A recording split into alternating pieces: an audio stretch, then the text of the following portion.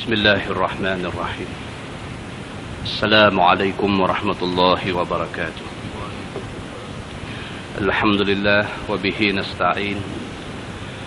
أشهد أن لا إله إلا الله وحده لا شريك له، وأشهد أن سيدنا محمدا عبده ورسوله، ونصلي ونسلم على هذا النبي الكريم سيد المرسلين وعلى آله وصحبه أجمعين. أما بعد، أيها المؤمنون اتقوا الله، أوصيكم وإياي بتقوى الله، فقد فاز المتقون. Muslimin dan muslimat, mudah-mudahan dirahmati Allah Subhanahu wa taala. Daripada Zaid bin Khalid Al-Juhani radhiyallahu anhu, kata dia, satu hari ada orang tanya Nabi sallallahu alaihi wasallam tentang luqatah. Luqatah ni apa? Barang tercicir, tu maksud dia. Barang yang jatuh tengah jalan. Duit ke, jam tangan ke, beg ke, pen ke, apa-apa saja benda yang keciciran, yang jatuh, dia panggil luqatah. Lam, qaf, ta marbutah. Luqatah. Satu orang laki-laki tanya Nabi sallallahu alaihi wasallam tentang hal luqatah, tentang hal yang keciciran jatuh tengah jalan, ada orang jumpa. Apa nak buat dengan barang yang dia jumpa ni? Faqala Nabi sallallahu alaihi wasallam, i'rif wika'aha wa wi'a'aha wa 'ifasaha. Kata Nabi sallallahu alaihi wasallam, siapa jumpa barang yang keciciran, barang yang jatuh di jalanan ni, maka hendaklah dia war-warkan barang yang dia jumpa itu,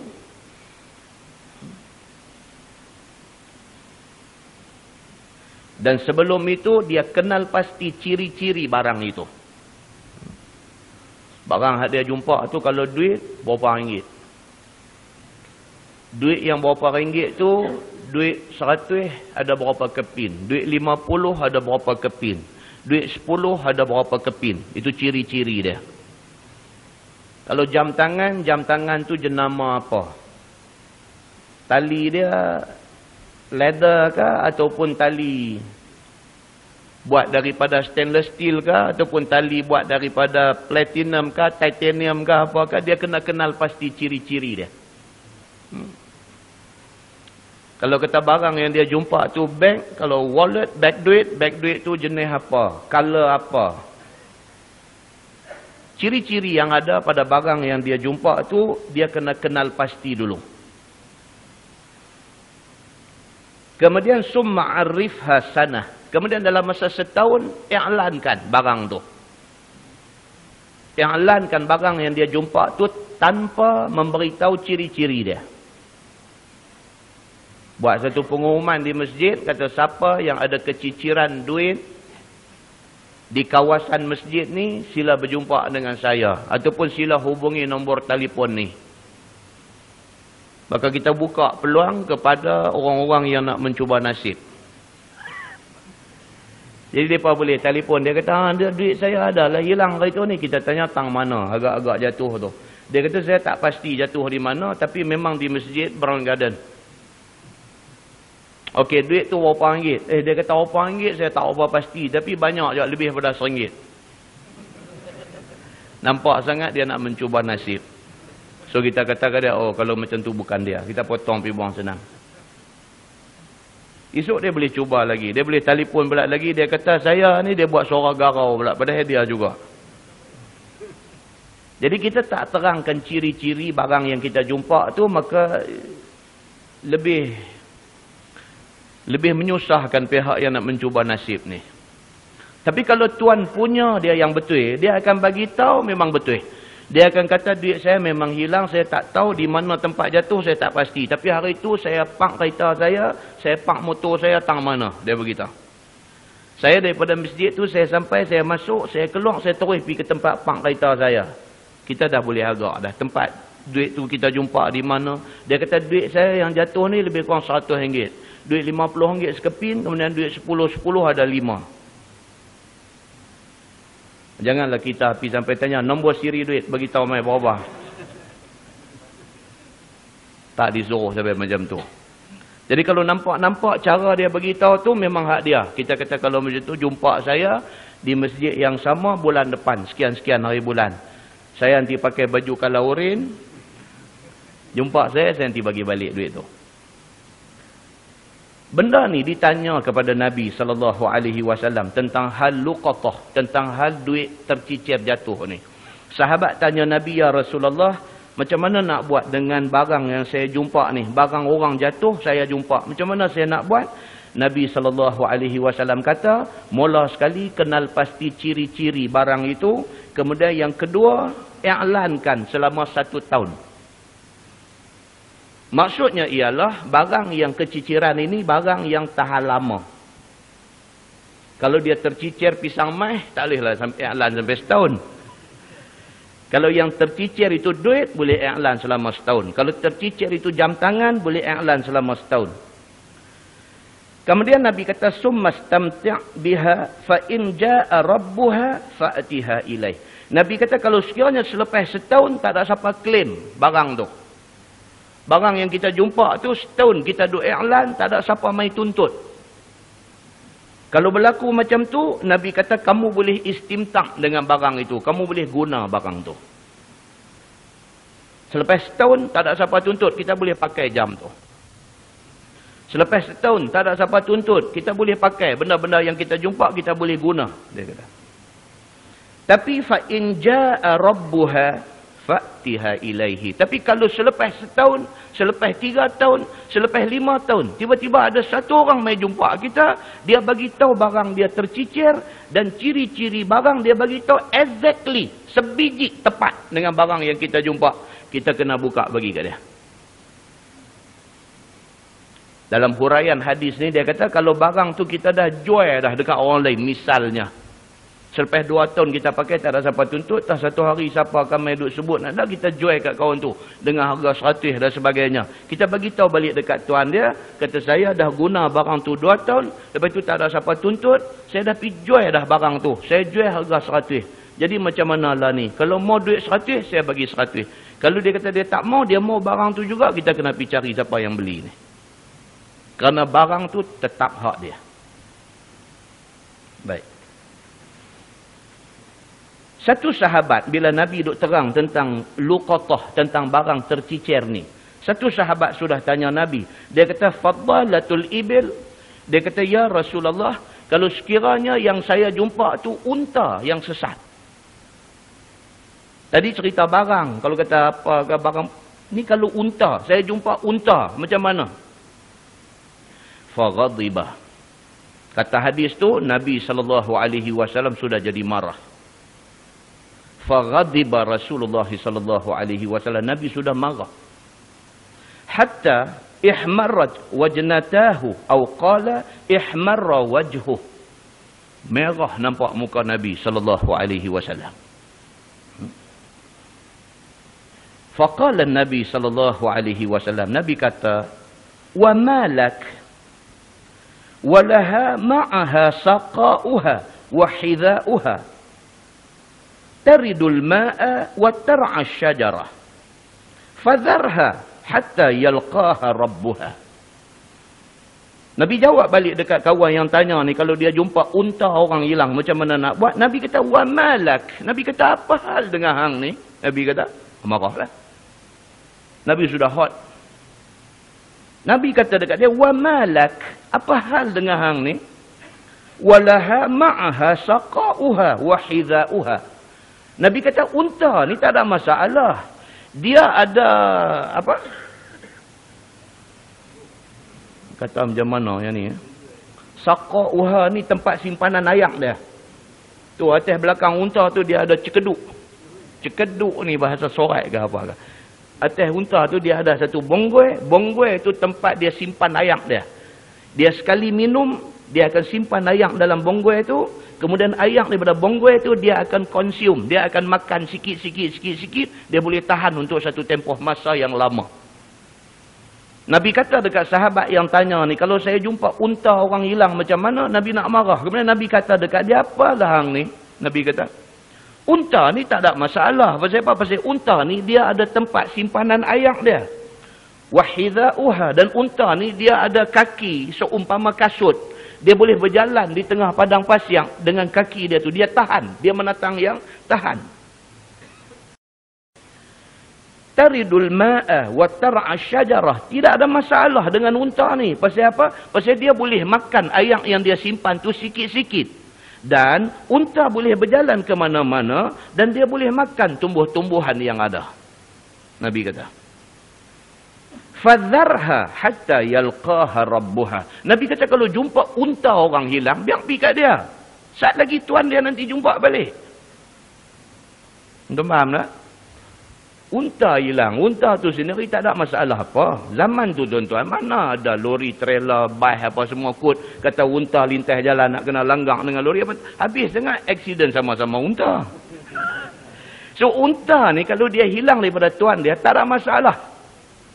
Biar pergi kat dia. Saat lagi tuan dia nanti jumpa dia balik. Hang jangan buat ramai kata hang jumpa unta lagu nak balik di rumah. Jangan. Nabi kata. Nampak sangat hang ni nakai. Macam tu lebih kurangnya. Itu yang Nabi marah tu. Pasal tanya soalan tu soalan nakai. Bukan soalan nak tahu sangat. Soalan nakai.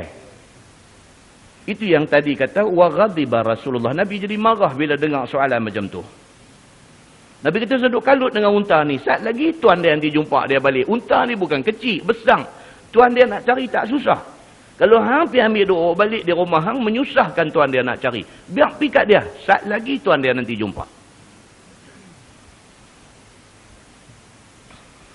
Fadalatul ghanam. Satu sahabat lagi pula kata, ya Rasulullah, kalau kambing sesat pula macam mana? Tadi unta tak apalah. Dah kata unta ni pasal dia ada tempat simpan ayak. Dia pasal kaki dia tahan, boleh berjalan jauh. Jadi biar pergi kat dia, sakit tuan dia nanti jumpa. Kalau ghanam ni macam mana? Kalau kambing, jumpa kambing sesat ni macam mana? Qala Nabi SAW. Nabi kata apa? Nabi kata lak. Nabi kata ambil kang. Nabi kata. Au li akhik. Ataupun hang nak bagi dekat saudara hang pun tak apa. Au lizi'bi. Nabi kata kalau hang tak ambil, kalau hang tak bagi dekat siapa-siapa adik-beradik hang, lizi'bi. Dia akan jadi barang makan kepada serigala ganai. Kes kambing lain. Kes kambing ni pasal zaman tu dengan apa nama zi'ab, dengan serigala-serigala ni banyak. Kambing ni tak boleh lepas sikit. Lepas boleh kat serigala. Jadi kalau jumpa kambing yang hilang tuan dia ni, maka kambing ni kamu boleh ambil. Tapi i'lankan balik kepada kes tadi ni, i'lankan bagi war-warkan kehilangan kambing dan sebagainya. Kalau sekarang tak ada apa, hang boleh ambil, boleh guna, boleh nak sembelih, boleh nak makan, boleh apa. Tetapi kalau selepas tu ada tuan dia mai jumpa balik, bayar balik nilai kambing yang buat gulai kemarin ni. Bayar balik. Hadis itu hadis sahih, riwayat Al-Bukhari. Muslimin dan muslimat yang dirahmati Allah sekalian. Daripada hadis ni kita dapat ambil banyak pengajaran. Yang pertama, pengajaran tentang al-luqatah, tentang barang hilang. Maka itu prosedur yang mesti dipatuhi. Yang kedua, pengajaran yang boleh kita ambil daripada hadis ni ialah kalau nak tanya, biarlah tanya soalan yang memang perlu ditanya. Bukan soalan nak meramaikan majlis. Nah, mudah-mudahan muqaddimah itu memberi manfaat kepada kita semua insya-Allah. Kita menggunakan tafsir Nurul Ihsan jilid 1. Kita masih lagi di dalam tafsir Suratun Nisa. Surah An-Nisa, muka surat 165. Muka surat 165, kita sambung ayat 29. A'udzubillahi minasyaitanirrajim. Ya ayyuhallazina amanu la ta'kulu amwalakum bainakum bil batil. Wahai segala orang yang beriman, janganlah kamu makan segala harta kamu pada antara kamu dengan cara yang batil, yakni dengan cara yang salah, yang haram pada syarak. seperti makan riba dengan jalan rampas, curi, judi dan sebagainya. Itu dia. Ayat yang kita baca pada malam ni, Allah Subhanahu wa taala peringat kita. Simple aja ayat ni. Allah kata, ya ayyuhallazina amanu la ta'kulu amwalakum bainakum bil batil. Jangan ada daripada kalangan kita ni yang makan duit kawan dengan cara tak betul. Cara tak betul ni apa dia tuan-tuan? Cara riba. Tak betul. Kawan kita susah dalam kesempitan main nak pinjam duit kat kita. Kita kata boleh, takat 1,000 aku boleh bagi, tapi hang bayar balik 1,100. Kita makan duit dia dengan jalan haram, dengan jalan berdosa, dengan jalan yang dilaknat Allah Subhanahu wa taala. Kita boleh buat macam-macam cara lain. Judi misalnya. Dia duk ingat aku ni duit habis banyak dah, duk nak try menyaga, duk melingkup ni pun kira-kira balik ratus ribu dah. Sekali buang 30,000, sekali buang 50,000, sekali buang 40,000, buang habis, menyaga tak jadi. Dia main satu masa dia buntu fikiran, duk fikir ni macam mana nak buat ni, duit habis-habis dah. Simpanan dah tak ada dah. Dia fikir-fikir sekali, dia kata aku pergi tikam ekor sekali ya, mana nak tahu kau nak jadi rezeki. Dia kata lagu tu. Hak tinggal balance 5,000, 10,000 ni dia kata biar pilah, semayang hajat nampak sikit sebelum pergi tikam ekor. Entah percaya tak ada orang yang krosot macam ni. Dia krosot macam ni. Dia nak pergi buat benda haram tu, dia buat semayang dulu, minta Tuhan tolong dia. Ni, yang kata masyarakat hari ni ada orang macam ni. Dia ambil 10,000, dia pergi tikam. Nak tulis nombor tu bismillah pun ada. Ada, tuan-tuan. Ada satu orang forward mai kat saya satu gambar dalam email. Dengan pakai kain pelikat, baju Melayu, pakai kepiah putih, pergi duduk beratung dekat kedai tikar ekor. Dia tulis di sini, pergi menyiasatkah orang ini, ataupun dia tulis di situ. Wallahualam. Apa tujuan dia pinggankan pelikat dengan kepiah putih, pergi duduk queue sama-sama dengan geng nak tikar ekor tu, dia ada seorang dalam tu. Ada pula satu syekh sudah snap satu gambar, lempak masuk dalam internet. Tuan-tuan. Meninglah. Jadi kalau sekiranya dia ingat macam tu, dia ingat aku tak mau kacau orang, aku tak mau pinjam duit orang, aku tak mau hidup meminta-minta dekat orang. Lah ni dia kata duit hak tinggal sikit ni aku nak tikam ekor. Kalau ada rezeki aku dapat duit. Itu jalan salah, itu juga termasuk di dalam jalan batil yang disebut oleh ayat tadi. Jalan yang berdosa, jalan yang haram, yang duit kalau dapat 1 juta pun 1 juta yang tidak ada barakah. Begitu. Firman Allah, illa an takuna tijaratan antaradin minkum. Melainkan bahawa ada dia dengan jalan jual beli yang berreda-redaan daripada kamu dan dengan suka hati, maka haruslah kamu makan akan dia. Dia kata. Satu jalan nak jadi orang ada duit, dia kata jalan menyaga. Jalan menyaga. Makan gaji memang tak boleh lah. Gaji duk banyak tu lah. Hak nak boleh dapat rezeki lebih ni, hak nak boleh dapat pendapatan luar biasa ni, ini satu jalan. Quran sebut. Jalan apa?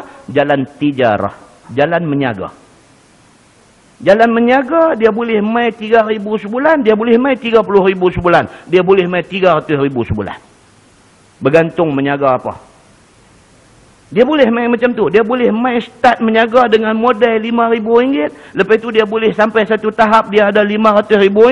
Sampai satu tahap dia boleh ada 5 juta. Saya baca dalam surah Abang cerita Allah Yarham Tan Sri Nasimuddin. Dia start menyaga dengan berapa puluh ribu aja. Tak sampai 100,000. Ada keluar dalam paper. Dia start menyaga dia dengan modal tak sampai 100,000. Akhirnya macam tu jadi. Dan sememangnya dengan jalan menyaga ni disebut dalam ayat Quran ni. Disebut kata itu jalan yang boleh mendatangkan untung besar. Tetapi Allah Subhanahu wa taala kata apa? Perniagaan itu mestilah berlaku dalam keadaan antaradin. Wujud redha meredai di antara penjual dan pembeli. Di sini dia timbul satu perbahasan fiqh. Dia timbul satu perbahasan fiqh. Imam Asy-Syafi'i, yang kita kata kita mazhab Syafi'i ni, pernah ke tuan-tuan tahu Imam Syafi'i mewajibkan ijab dan qabul ataupun akad di dalam jual beli? Imam Asy-Syafi'i, dia mewajibkan, wajib, tanpa akad, tanpa ijab dan qabul, kata Imam Syafi'i, jual beli tak sah. Tuan-tuan celik-celik mata pagi, ambil ayat semayang apa semua-semua, mai semayang subuh, lepas semayang subuh pergi kena kopi di kedai. Kena kopi di kedai, tuan-tuan habis-habis yang berapa, banyak duit balik. Imam Syafi'i kata tak sah. Adapun 3 mazhab lain, sama ada mazhab Hanafi, ataupun mazhab Maliki, ataupun mazhab Hambali. 3 mazhab lagi tidak mensyaratkan ijab qabul. Aku jual, aku beli, tak payah. Bila selesai tu, kita bagi duit, sana terima, sudah sah. So, di sini kalau tuan-tuan tengok dari segi perbahasan fiqhnya, dalam mazhab Syafi'i, jual beli ketat. Dia mesti ada ijab dan qabul. Tak ada, tak sah. Berapa orang dalam masjid ni yang ikut mazhab Syafi'i dalam soal ni? Cuba angkat tangan. Jadi makna apa tuan-tuan? Saya nak beritahu, kata kita sendiri pun ada beberapa keputusan yang diputuskan oleh Imam Syafi'i yang kita tak ikut pun. Dan tidak ikut itu tidak salah. Nak beritahu yang tu, tidak salah. Pasal apa? Pasal mengikut 3 mazhab lagi yang merupakan jumhur. Pendapat jumhur dalam soal ini mengatakan tidak perlu ada ijab dan qabul. Tidak perlu ada aku jual dan aku beli. Wujud keredaan. Bila kita pergi beli barang, kita bayar duit, makna kita reda. Kawan tu bila kita nak beli barang dia tak halang, makna dia reda. Bermakna keredaan sudah wujud. Keredaan itu menyebabkan jual belinya sudah sah. Itu ceritanya. Muslimin dan muslimat yang dirahmati Allah sekalian. Firman Allah, wala taqtulu anfusakum, dan janganlah kamu bunuh akan diri kamu dengan mengerjakan yang membawa kepada binasa, sama ada pada dunia ataupun pada akhirat. Itu dia. Lagi sekali ayat ni mengingatkan kepada kita supaya jangan kita bunuh diri. Dan termasuk dia dalam bunuh diri juga ialah bunuh orang. Kerana bunuh orang macam bunuh diri kita. Pasal orang tu dengan kita dalam Islam dia kata saudara. Kalau kita bunuh dia macam kita bunuh kita sebab dia saudara kita. Maka Islam melarang sebarang usaha nak membunuh orang. Islam larang, tak boleh bunuh orang dan tak boleh bunuh diri. Di dalam hadis Nabi SAW bersabda, Nabi kata, man qatala nafsah bi syai'in uzziba bihi yaumal qiyamah. Nabi sebut dalam hadis tu, barang siapa bunuh diri dengan menggunakan sesuatu benda, uzziba bihi yaumal qiyamah, di hari akhirat esok diazab dia dengan apa yang dia guna masa nak mati dulu di hari akhirat esok. Kalau masa atas dunia dia bunuh diri dia dengan tikam pisau, di akhirat esok dia sentiasa duk tikam diri dia. Tikam, cedera, sakit, Allah bagi hidup balik. Dia tikam lagi, cedera, sakit, Allah bagi dia hidup balik. Begitulah seterusnya. Kalau dia bunuh diri dengan minum racun, di hari akhirat esok dia sentiasa minum racun. Minum racun sampai luruh habis segala isi perut dia ni. Luka, cedera parah habis segala usus dalam perut dia. Sakit ni Allah yang mengetahui. Allah bagi elok balik. Dia minum lagi racun. Rosak sakit Allah saja yang mengetahui. Allah bagi elok balik. Dia minum lagi. Begitulah seterusnya. Berdasarkan kepada hadis Nabi SAW ini. So, jauhilah daripada perbuatan bunuh diri. Kecewa macam mana pun, Allah ada di sana. Dan Allah SWT sentiasa bersedia untuk nak ampun silap kita.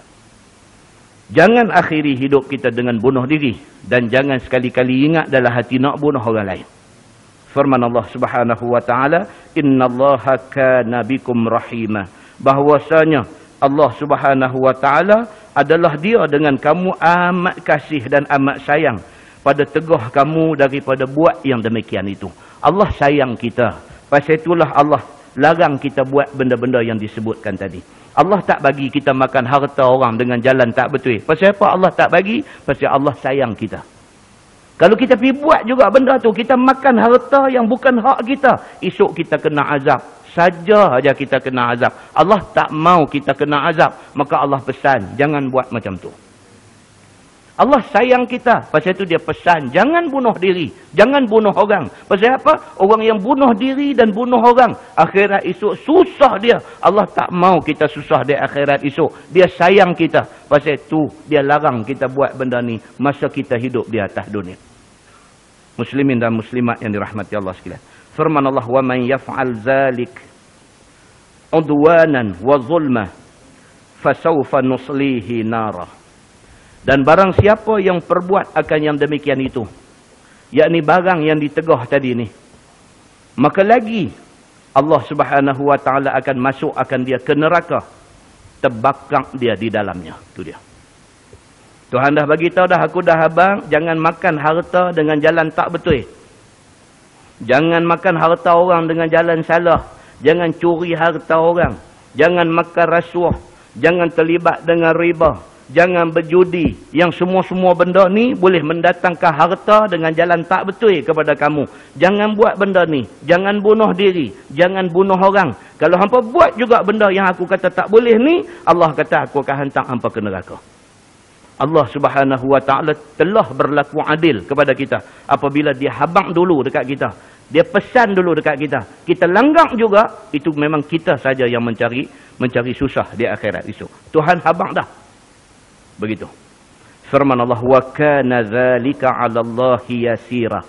Dan adalah yang demikian itu, yakni memasukkan orang yang berdosa ke neraka tu atas Allah sangatlah mudah, dia kata. Tuhan kata cerita nak tolak orang yang buat salah ni masuk neraka, ini cerita jangan ingat susah Tuhan nak buat, senang punya kerja.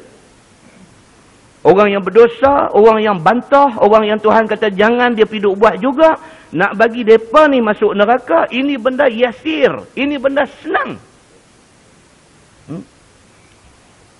Firman Allah Subhanahu wa taala, in tajtanibu kaba'ira ma tunhauna anhu. Dan jika kamu jauh akan dosa besar, yakni barang yang ditegah kamu daripadanya, iaitu barang yang ada warid atasnya wa'id, yakni janji azab, seperti bunuh, seperti zina, seperti mencuri dan sebagainya, Allah Subhanahu wa taala akan hukum dia dengan hukum yang berat. Barang siapa yang menjauhi dosa-dosa ni, Allah Subhanahu wa taala akan bagi dekat dia satu pahala besar. Daripada Ibnu Abbas kata apa? Iaitu kepada 700 terlebih hampir pahalanya. Siapa yang menjauhkan diri daripada dosa-dosa besar, Allah Subhanahu wa taala kata dia akan pastikan orang ni dapat pahala boleh sampai 700 kali ganda.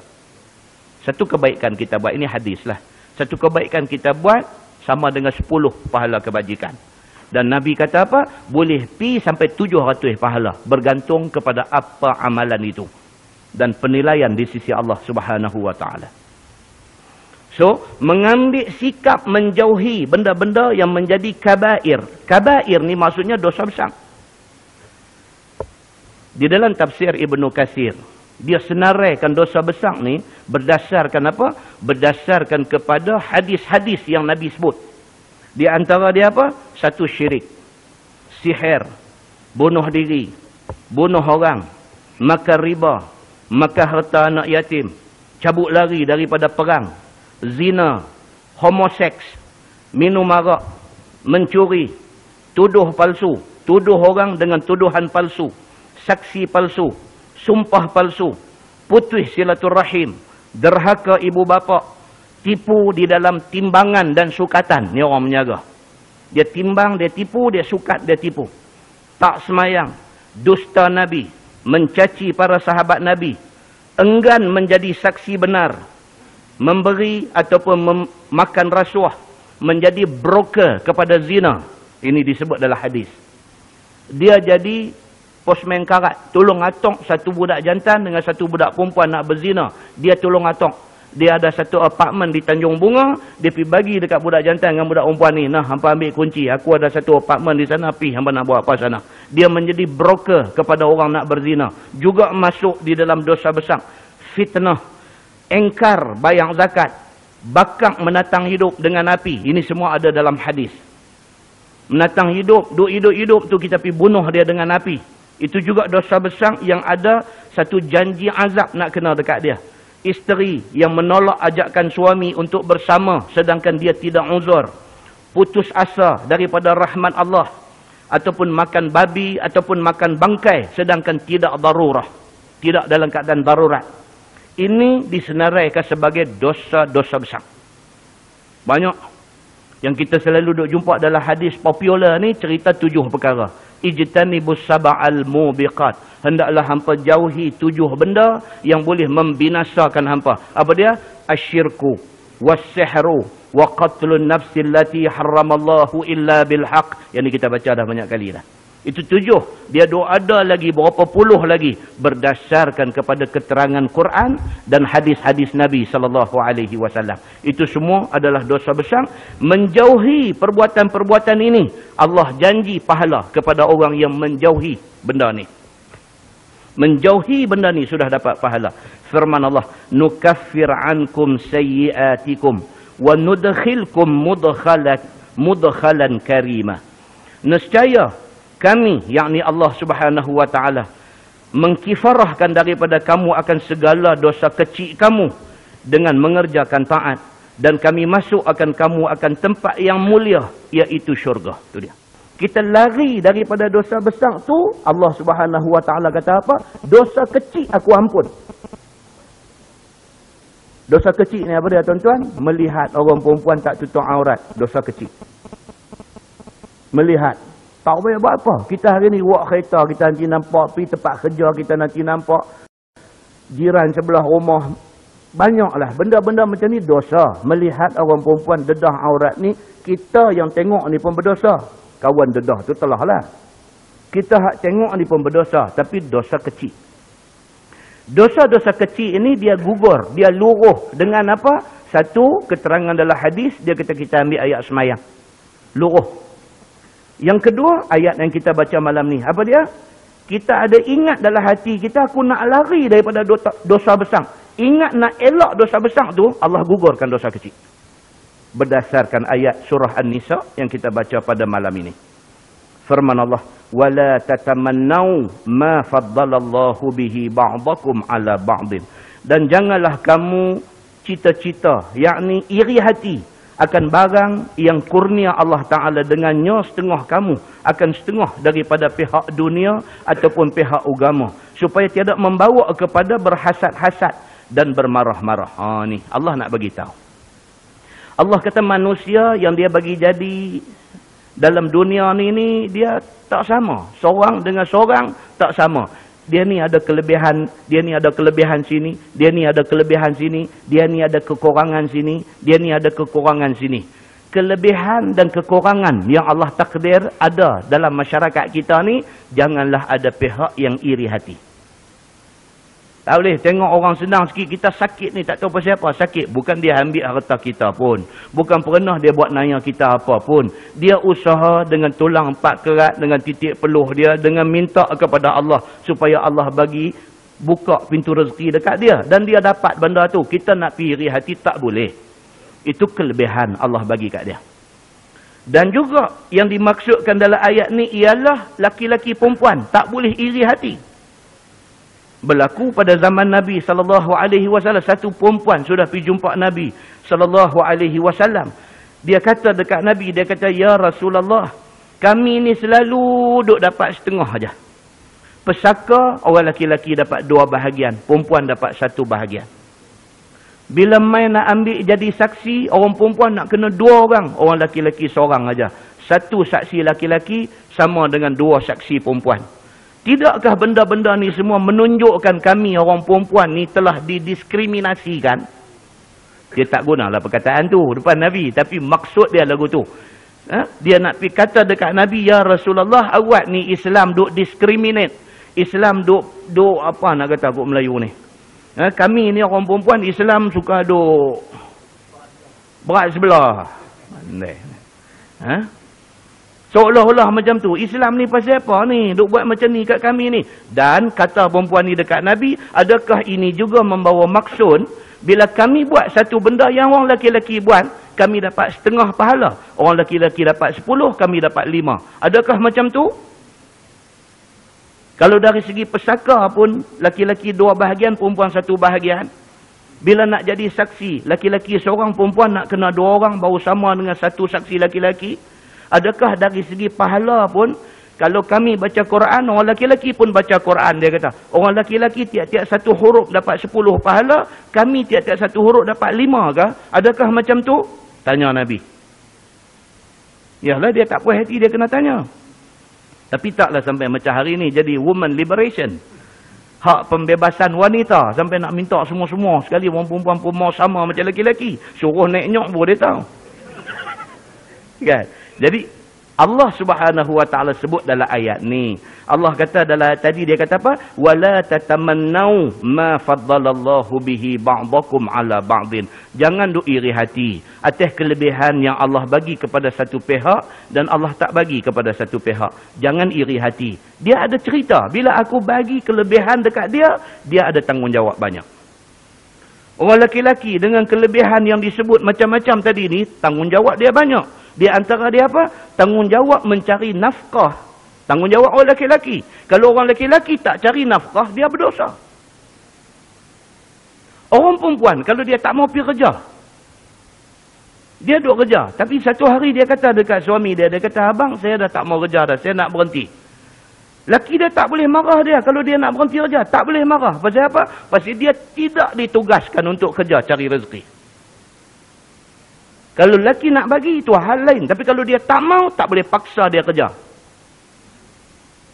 Jadi itu satu keringanan kepada orang perempuan. Sehingga kan Nabi SAW kata apa? Nabi kata orang perempuan, hampa tak payah pergi berjihad tumpah darah di medan perang. Hampa taat suami. Cukup. Nabi kata, aku jamin hampa syurga. Saya pun mau jadi orang perempuan. Lagi mula baca balik, tu buat suara lembek pula leceh. Tu ada juga golongan hak nak jadi perempuan ni. Muslimin dan muslimat yang dirahmati Allah sekalian. Itu ceritanya. Jadi Allah Subhanahu wa taala, dia tidak buat zalim kepada siapa-siapa. Allah tidak zalim pada orang lelaki, Allah tidak zalim pada orang perempuan. Kalau Allah bagi beberapa kelebihan, keistimewaan pada orang lelaki, tanggungjawab dia banyak. Kegagalan dia memenuhi tanggungjawab tu, dia sangkut di mahsyar esok. Oh, jangan ingat kata dia dapat keistimewaan, sana esok istimewa juga tak. Bergantung kepada sejauh mana dia boleh memenuhi tanggungjawab yang banyak itu. Kalau dia boleh penuhi semua tu, sana insya-Allah dia selamat. Muslimin dan muslimat yang dirahmati Allah sekalian. Sekali nanti cerita panjang lagi. Firman Allah, lirrijal nasibum mimma iktasabu walin nisa'i nasibum mimma iktasabna. Bagi segala laki-laki itu bahagiannya, yakni pahala daripada barang yang mereka itu usaha berbuat amal, iaitu perang sabilillah dan sebagainya. Dan bagi segala perempuan itu juga bahagian pahala daripada barang yang mereka itu usaha, iaitu daripada taat kepada suami. Pahala sama. Kalau orang laki-laki baca Quran 1 huruf dapat 10 pahala, perempuan baca Quran 1 huruf juga 10 pahala. Cuma untung orang perempuan ni apa dia? Dia tidak dibebankan dengan kerja yang banyak. Dia cuma disuruh taat suami. Selagi mana suami taat Allah Subhanahu wa ta'ala. Cantik dah. Dan pelihara faraj mereka itu daripada zina. Dan orang perempuan yang kedua apa dia? Dia kena jaga maruah, kehormatan, kesucian diri dia. Jangan dia cemar benda ni. Kemudian dia kata turun ini ayat, tak kala berkata Ummu Salamah. Ini satu hadis lagi. Hak tadi hadis orang lain. Yang ni pula Ummu Salamah, isteri Nabi SAW. Mudah-mudahan kami sekalian ni, yakni perempuan ini, maka bolehkah kami pergi berperang dan dapatlah kami mendapat pahala seumpama orang laki-laki. Ummu Salamah, isteri Nabi.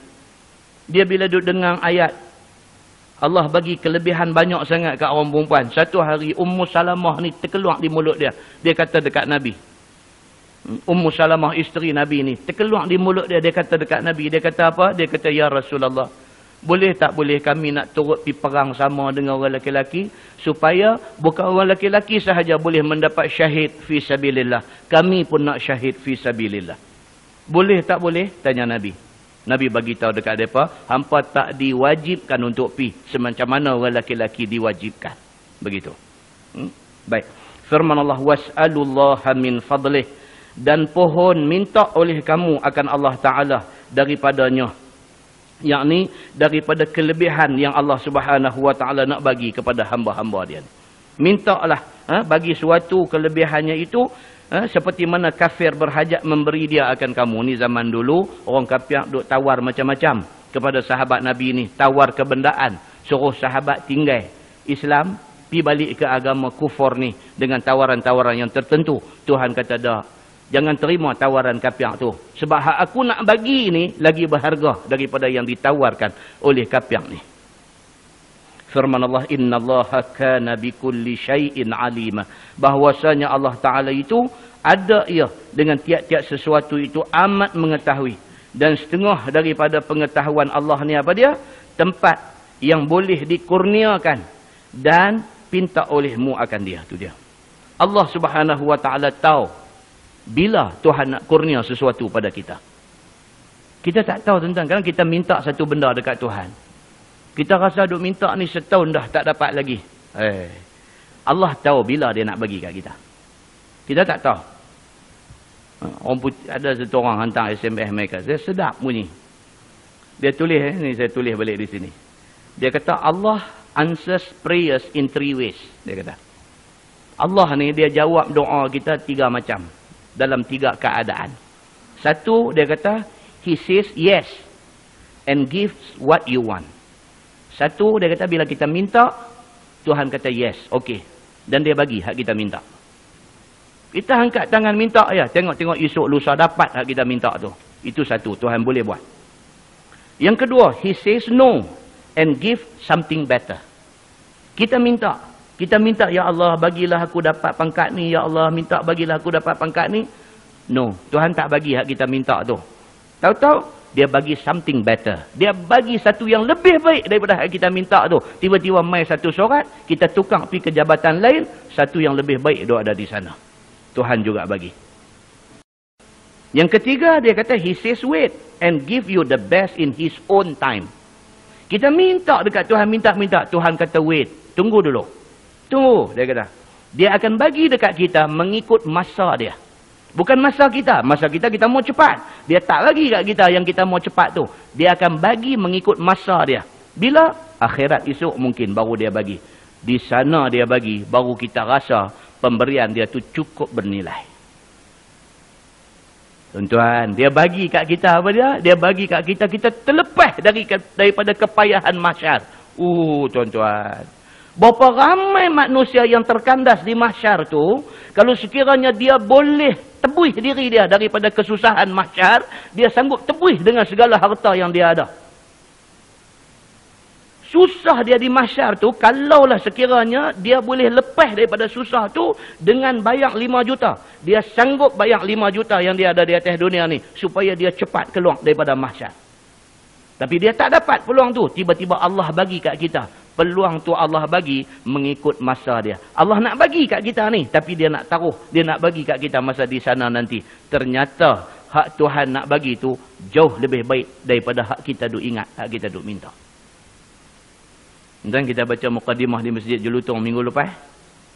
Hadis hak mula-mula kita baca tu, Nabi SAW duk bagi pemberian dekat sahabat-sahabat ni. Mereka seorang dia skip, dia tak bagi. Satu sahabat lain sudah tak puas hati. Dia kata, ya Rasulullah, awak yang tak bagi kat dia ni. Demi Allah, aku kenal dia ni. Dia ni beriman dengan Allah. Nabi kata, Islam kot.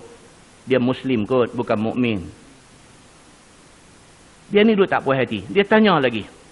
Dia kata, ya Rasulullah, tak puas hati sungguh awak tak bagi kat dia ni. Dia ni orang bagus, saya kenal dia. Demi Allah, dia beriman dengan Allah. Nabi kata, dia Muslim kot. 3 kali dia duk tanya Nabi, pasal apa tak bagi dekat dia ni? Last Nabi jawab apa? Nabi kata, aku tak bagi dekat dia. Pasal apa? Pasal aku tak mau dia ni terjerumus ke neraka. Mana Nabi tahu dah, Allah bagi tahu dekat Nabi, dia ni kalau dapat benda ni boleh rosak. Maka kerana tu aku tak bagi kat dia. Banyak benda tuan-tuan dalam kita hidup dalam dunia ni, yang kita hidup dalam dunia ni, ada banyak benda kita mau. Tapi kita tak tahu benda yang kita mau tu, kalau dapat, adakah dia bagi kebaikan kat kita, ataupun dia merosakkan kita. Kita tak tahu. Tapi kita nampak macam benda tu kalau dapat, bagus. Kita nampak bagus. Rupa-rupanya bila dapat, dia merosakkan kita. Maka lebih baiklah Allah simpang benda tu. Jangan benda tu dapat ke kita. Pasal apa? Pasal kalau dapat, kita rosak. Lebih baik tak dapat. Dan kita tak rosak daripada kita dapat. Tapi kita rosak. Agama kita rosak. Muslimin dan muslimat yang dirahmati Allah. Ini yang kita baca pada mukadimah di Masjid Jelutong itu. Baik, kita sambung. Firman Allah Subhanahu wa taala, "Innallaha kana bikulli syai'in 'alima." Bahwasanya Allah Subhanahu wa taala itu adalah ia dengan tiap-tiap suatu amat mengetahui, dan setengah daripada pengetahuan Allah itu Allah tahu manakah tempat yang boleh dikurniakan kepada orang ni, dan mintalah olehmu kepada dia. Firman Allah, "Walikullin ja'alna mawaliya mimma tarakal walidani wal aqrabun." Dan bagi tiap-tiap yang mati daripada laki-laki dan perempuan itu, kami jadikan wali asabah. Ini cerita. Orang mati, ada orang yang akan menerima panggu harta pesaka dia. Allah kata, kami menjadikan pewaris-pewaris wali asabah kepada harta dia ni. Diberi akan mereka itu, yakni akan pewaris harta itu daripada barang yang tinggal oleh dua ibu bapa dan segala qarabah adik-beradik daripada harta mereka itu. Wallazina aqadat aymanukum, dan segala mereka yang berakad sumpah kamu bersaudara dan bertolong-tolong dan pesaka seperti pada masa jahiliah dan pada masa awal Islam. Kita dah beritahu itu macam mana yang Nabi buat kepada dua sahabat. Siapa dia? Abu Darda dengan Salman Al-Farisi. Mereka bukan adik-beradik. Abu Darda orang lain, Salman orang lain. Abu Darda Arab, Salman dia orang Parsi. Tapi Nabi panggil, dia kata apa? Akhan Nabi sallallahu alaihi wasallam Abu Darda wa Salman. Nabi telah menjadikan Abu Darda dan Salman ini bersaudara. Bila Nabi isytiharkan kata Salman dengan Abu Darda ni bersaudara, mereka jadi macam adik dengan abang. Mereka boleh mewarisi harta. Yang kemudiannya benda tu dimansuhkan. Lah kalau buat tak jadilah. Zaman tu saja boleh. Baik, ini dia sebut. Fa'atuhum nasibahum, maka berilah olehmu akan bahagian mereka yang dipersedarakan oleh Nabi tadi ni daripada pesaka, iaitu sudus, 1/6 daripada pesaka. Dan ni dia beritahu, dan ini telah mansuh dengan firman Allah, wa ulul arhami ba'dhum aula bi ba'din. Mansuh dah, tak boleh dah. Kita ambil satu orang A, satu orang B, hang ni jadi adik-beradik, aku jadikan hampa adik-beradik, lepas tu depa nak ambil pesaka, tak boleh dah. Tak boleh dah. Sebab syariat itu telah dimansuhkan. Mansuh dengan apa? Dengan turunnya ayat yang kita baca tadi. Wa ulul arhami ba'dhuhum awla bi ba'dhin. Dan orang yang empunya rahim. Hubungan silaturahim. Ada hubungan peranakan. Beranak daripada perut mak yang sama. Setengah mereka dengan setengah lebih aula dalam nak mengambil harta pesaka. Maka orang yang berakad sedara, bertolong-tolong itu bukan daripada zawal arham. Mereka tak boleh ambil pesaka lagi. Firman Allah, innallaha kana ala kulli syai'in syahida. Bahwasanya Allah Subhanahu wa taala itu ada ia atas tiap-tiap suatu itu amat melihat. Dan setengah daripada yang kata Allah melihat itu ialah hal kamu. Hal kita ni Tuhan tengok, tuan-tuan. Saya buat apa daripada pagi tadi, saya bangkit pukul berapa? Saya semayang subuh tadi berjemaah ke tak ke? Saya semayang subuh dalam waktu ke? Luang waktu dah ke baru semayang ke? Sepanjang hari-hari ni sampai nak main maghrib ni, apa aktiviti saya pergi buat? Benda baik ke, benda jahat ke, benda betul ke, benda salah ke? Semua diperhatikan oleh Allah Subhanahu wa ta'ala. Firman Allah, Ar-rijal qawwamuna 'alan nisa. Bermula segala laki-laki itu berdiri, mereka itu kerasi atas segala perempuan. Ayat ni nak beritahu kata orang laki-laki adalah dipertanggungjawabkan untuk jaga orang perempuan. Orang laki-laki tanggungjawab menjaga orang perempuan ni duk ada atas bau orang laki-laki. Bermakna daripada ayat ni kita faham tak boleh ada queen control di rumah. Tak boleh. Sebab kita yang qawwam. Qawwam maksudnya dominant. Allah menjadikan orang laki-laki ini sifat dia mendominasi perempuan. Orang laki-laki ini dia mesti kontrol orang perempuan. Keluarga dia kena kontrol. Dia mesti kontrol. Ini yang disebut oleh Allah dalam Quran. Dan mengajak mereka itu, dan tanggungjawab orang laki-laki mengajak orang-orang perempuan dan menegah akan mereka itu daripada kejahatan. Tanggungjawab orang laki-laki kena kena ajak, kena didik, kena bagi isteri dan isi rumah reti agama. Tanggungjawab orang lelaki-lelaki, bukan tanggungjawab orang perempuan. Kalau isteri tak pakai tudung, suami menanggung tanggungjawab itu. Jawab dia di depan Allah Subhanahu wa taala. Kalau anak dia, kalau apa semua, suami kena jawab di depan Allah Subhanahu wa taala. Firman Allah, bima faddalallahu ba'dahum ala ba'd. Dengan sebab barang yang melebih Allah setengah mereka itu, yakni laki-laki atas setengah yang lain, dengan ilmu dan akal dan agama. Sepatutnya orang laki-laki ini dari segi ilmu, dari segi akal, dari segi agama, laki-laki kena lebih. Sepatutnya macam tu. Bila pergi jadi terbalik ni leceh. Bini pula pergi jadi lebih cerdik pada dia. Dia ni jadi lo'om, jadi lagu mana Allah. Dalam rumah tu, suami ni dia punya lo'om ni Allah. Sampai orang pergi rumah dia pun lemas. Duduk tak bunyi suara, angkat suara abang baca, menyorok balik suara abang. Dia takut apa benda tu. Bini main kontrol semua. Sampai kita duduk di rumah dia ni, duduk kira nak balik cepat ni. Pasal apa? Adengan yang tak ingin kita lihat. Kita nak tengok suami, dia ketua dalam rumah. Tiba-tiba kita dipertontonkan sebaliknya. Tak mau macam tu. Tak mau macam tu. Ini dia nak beritahu ni. Pasal apa? Pasal Allah kata dalam Quran, bima faddalallahu ba'dahum ala ba'din. Kerana Allah dah lebihkan laki-laki ke atas orang perempuan ni. Sepatutnya dari segi ilmu, dari segi akal, dari segi agama, orang laki-laki mesti lebih. Kita mesti lebih. Tiap-tiap hari lepas sembahyang subuh, kita balik rumah, kita kena buka Quran baca. Kita lebih pada dia. Ni dia pula duk bersyarah kat kita. Dia kata, abang apalah pergi mengaji merata. Tak pernah saya tengok abang baca Quran. Bini kata kat kita pula. Ya Allah, apa? Kita kena lebih. Dari segi agama, kita kena lebih. Malam sat lagi, pukul 4:30, pukul 5. Kita kena bangkit dulu. Macam mana Nabi SAW. Dia bangkit dulu. Pergi gerak isteri, pergi gerak anak-anak dia, pergi gerak menantu dia. Kita kena bangkit. Pukul 5, kita celak mata. Kita bangkit. Kita masuk, gosok gigi, ambil ayat semayang apa semua, pergi gerak mereka. Bangkit, mari kita semayang sekali. Kita kena lugu tu. Bini pula duk bangkit, duk tarik ibu jari. Macam nak buang pelesit. Pasal apa? Pasal pelesit dia tak mau bangun. Allahu Akbar. Itu sudah terbalik daripada ayat yang Allah Subhanahu wa taala sebut ni. Orang laki-laki dia kena lebih, ilmu dia lebih, akal dia lebih, agama dia lebih, dan wilayah dan saksi. Dia kata orang laki-laki lebih dari segi wilayah, dari segi menjadi wali. Tak boleh mak kepada anak perempuan ni dia kata tak apalah abang bagi saya jadi wali. Tak ada, hang pergi jadi wali sabduk aja. Aku nanti jadi wali menikah anak ni. Sebab perempuan tidak boleh jadi wali kepada menikah anak dia. Allah bagi mandat ni kepada orang laki-laki. Dan saksi perempuan 2 baru sama laki-laki seorang. Menunjuk kata orang laki-laki ni qawwam. Ar-rijal qawwamuna 'alan nisa. Di situ nampak dia punya kelebihan dia.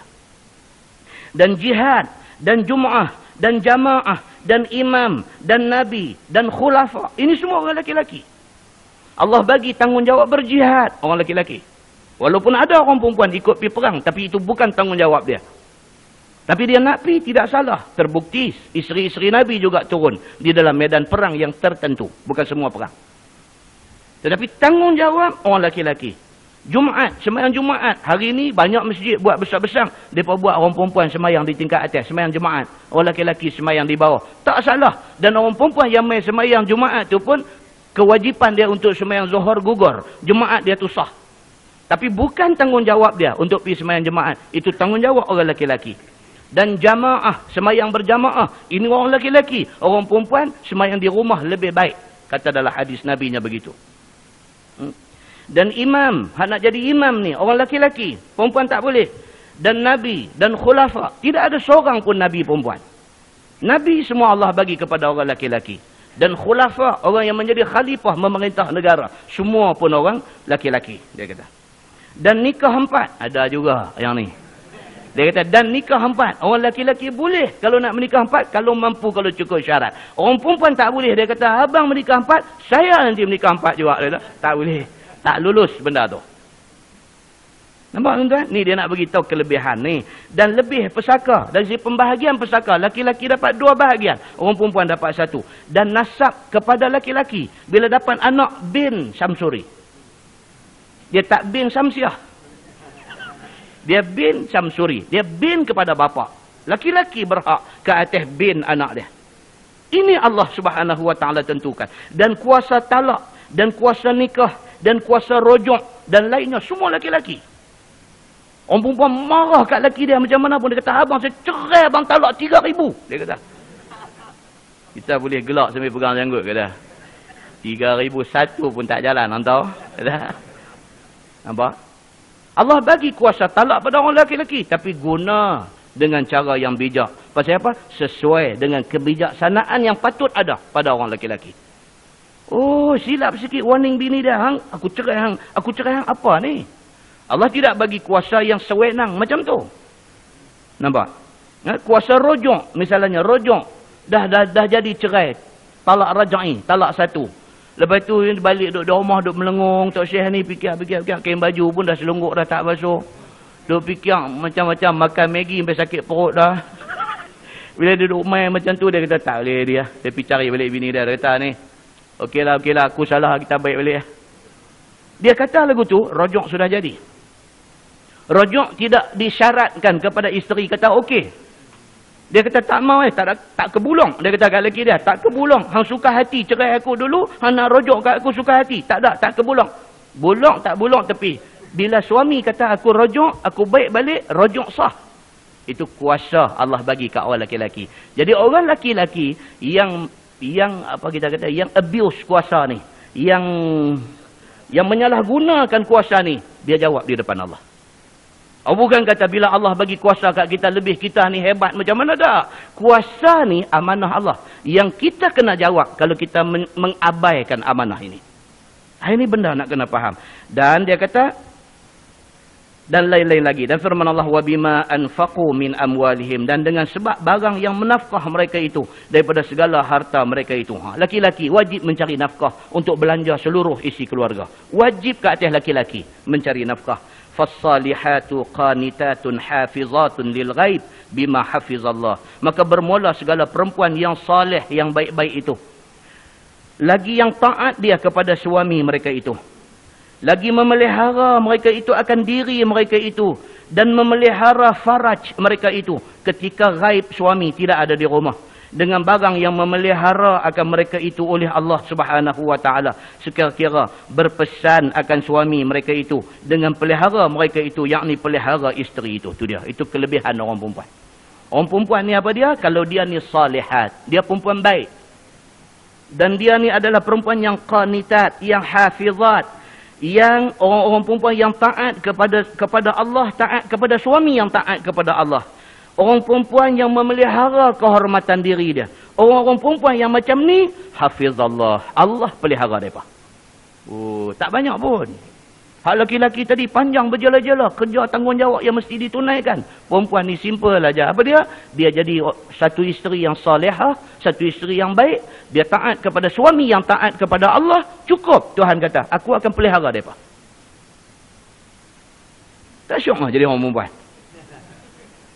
Janganlah kita laki-laki pula angguk. Mereka lah kena angguk. Kita pula pergi angguk-angguk. Apa kita laki-laki kita baca hak laki-laki ni? Saya saja tanya. Ya tak syok ke jadi perempuan hak laki-laki ni angguk? Angguk apa? Perempuan kena angguk. Mereka yang nak kena syoknya. Tak sedang tu dia terhanggut. Terhanggut. Muslimin dan muslimat yang dirahmati Allah. Firman Allah. Ini amaran kepada orang perempuan pula. Lepas dia angkat orang perempuan bagus, hampa tak banyak apa ni, hampa sikit aja. Hampa taat kepada Allah, hampa taat kepada suami yang taat Allah, hampa jaga apa yang patut jaga sebagai orang perempuan, cukup. Allah akan pelihara hampa. Dia mai warning kepada orang perempuan. Wallati takhafuna nushuzahunna. Dan bermula segala perempuan yang kamu, yakni yang suami zan akan nusyuz mereka itu bagi kamu, yakni dengan zahir alamatnya. Orang perempuan kalau dia nusyuz kepada suami dia. Dan terlihat alamat nusyuznya itu. Nusyuz ni maksud derhaka. Bantah. Laki kata lain, dia pergi buat lain. Hak laki suruh tu benda baik, dia bantah. Dia tak buat hak laki suruh. Maka nampak nusyus, nampak bantah pada perempuan ini. Dan bantah itu pula zahir terang nampak. Fa'izuhunna.